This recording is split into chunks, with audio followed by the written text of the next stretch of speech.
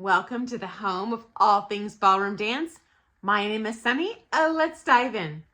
Okay, so number one, several of you commented that you dislike when you have to pay your pro to take a private lesson with you when you take with a visiting coach because your teacher is learning just as much as you. So number two, that begs the question, am I actually learning there? And if not, where am I learning as a professional dancer? Because yes, I'm a very long-term professional dancer. Okay, this will come as a shock, but I'm actually learning probably diddly squat in that private lesson you have with the visiting coach. Okay, that visiting coach is focused on the student, not the pro. My only purpose as the teacher taking that lesson with you is I'm probably a lot more experienced in the learning process in different schools of thought and approaches to technique.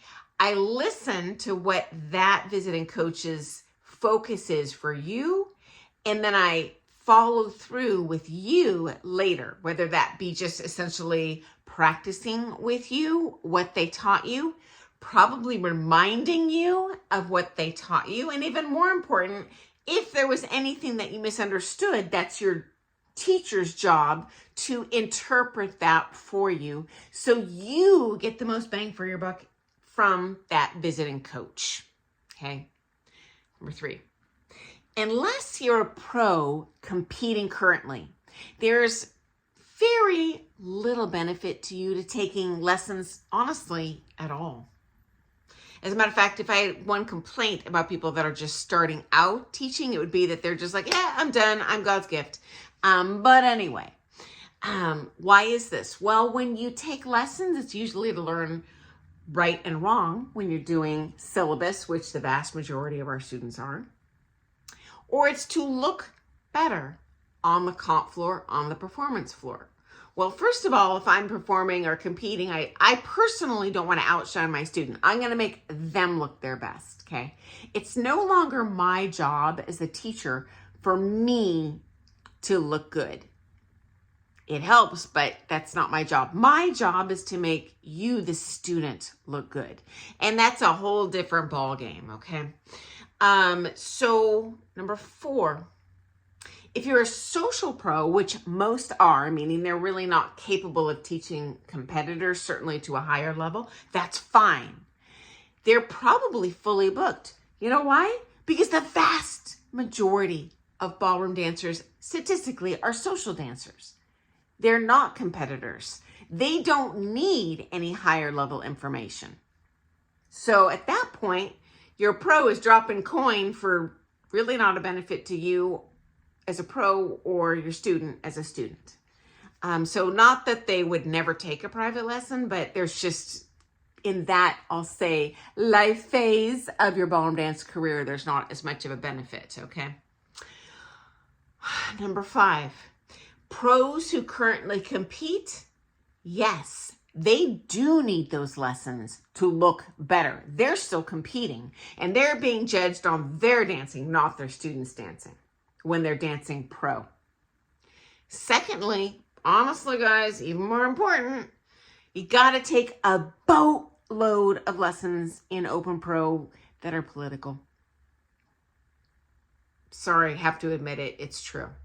And I've had several former world champions complain that that's the worst part about being an active pro competitor is if you want to get results, you kind of got to focus on the political lessons, whether you like them or not.